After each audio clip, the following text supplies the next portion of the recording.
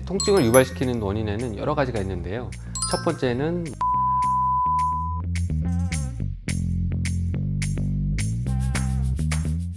안녕하세요. 큐비스 성형외과 대표 원장 변광입니다. 요즘에 두통 때문에 많이 고민하고 계신 분들이 계신데, 두통의 원인이 측두근 때문에 생기는 경우가 또 있습니다. 그래서 이것에 대해서 조금 더 자세히 설명드릴까 합니다.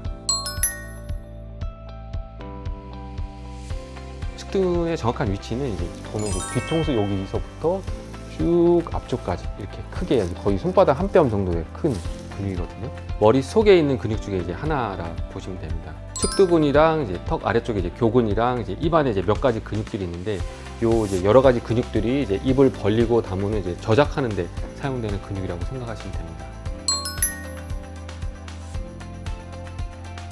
근육의 긴장 상태가 계속 되게 되면은 근육에 근본적으로 통증이 생기는, 그래서 보통 여기 측두근에 통증이 생기니까 환자분들이 그냥 두통 또는 편두통 이런 식으로 생각할 수가 있거든요. 또는 저작하는 근육에 이상이 생기게 되니까 입을 벌리고 다무는데 조금 턱 관절이 틀어지거나 통증이 생기거나 이런 현상들이 생길 수가 있습니다. 보통 우리가 두통을 볼 때 여러 가지 원인이 다양하거든요. 여러 가지 진단을 했는데 특별한 원인이 없는 경우에 보통 의사들이 긴장성 두통 또는 혈관성 두통 이런 두 가지로 분류를 많이 하게 되거든요. 긴장성 두통은 보통 흔히 그냥 스트레스성이다 이렇게 두리뭉실하게 얘기를 하게 되는데, 그냥 그 말 그대로 몸 상태가 긴장 상태인 거예요.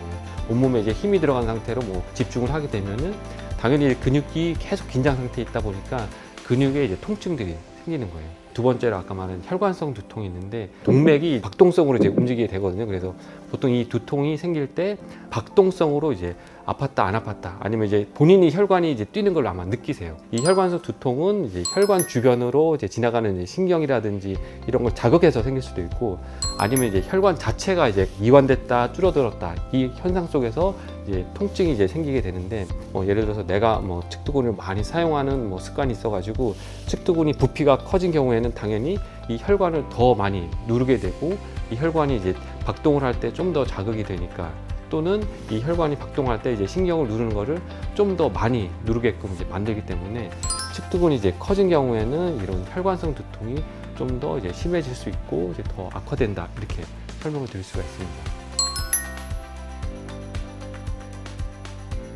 간단하게 이 측두근을 줄이는 뭔가 시술을 받은 수가 있거든요. 여러분들 보톡스라는 치료 많이 알잖아요. 그래서 여기 턱 근육이 커졌을 때 줄이는 것처럼 측두근도 커졌을 때 간단하게 보톡스 시술을 통해서 줄일 수가 있어요. 또 다른 일상적인 생활에서 문제되는 것들은 보통 측두근이 커지는 행위들을 안 하는 게 제일 중요하거든요. 저작 활동을 할 때 흔히 움직이는 것 자체로는 근육이 커지지 않는데, 딱딱하고 질긴 거는 강하게 씹는 행위들을 많이 하는 거, 또는 잠잘 때 이갈이라든지 이 악물기 현상, 이런 환자들 어금니를 꽉 물고 힘을 주는 행위들이 가장 안 좋아요. 집에서 일상생활 할 때는 턱 근육 또는 측두근 근육을 많이 쓰지 않는 이런 일상생활 습관을 들이게 되면은 이런 측두근이 커지는 현상을 막을 수 있으니까, 이런 것들을 좀 유념해서 생활하시면 좋을 것 같아요.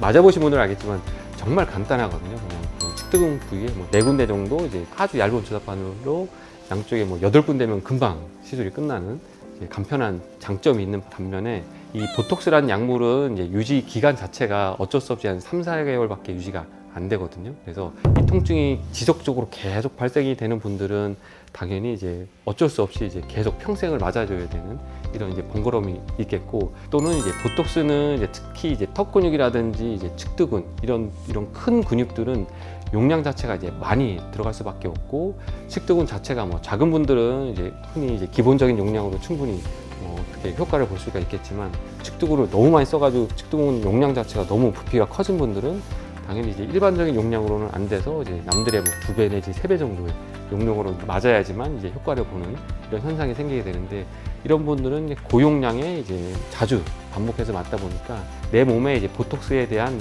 항체가 생기게 되면은 나중에 보톡스라는 이물질이 들어왔을 때 내 몸에서 거부하는 보톡스 내성 현상이 생길 수밖에 없거든요. 그래서 이런 현상은 당연히 여러 번 반복해서 맞을수록 확률적으로 올라가게 되니까, 이런 것들을 고민하게 되면은 단지 이제 보톡스가 마냥 좋다고만 이제 설명할 수는 없을 것 같아요.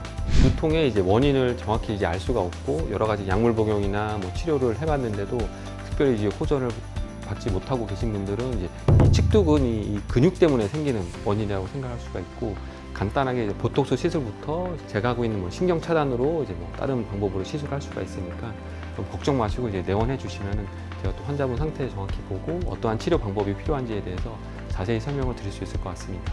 지금까지 큐비스 성형외과 대표원장 변광이었습니다.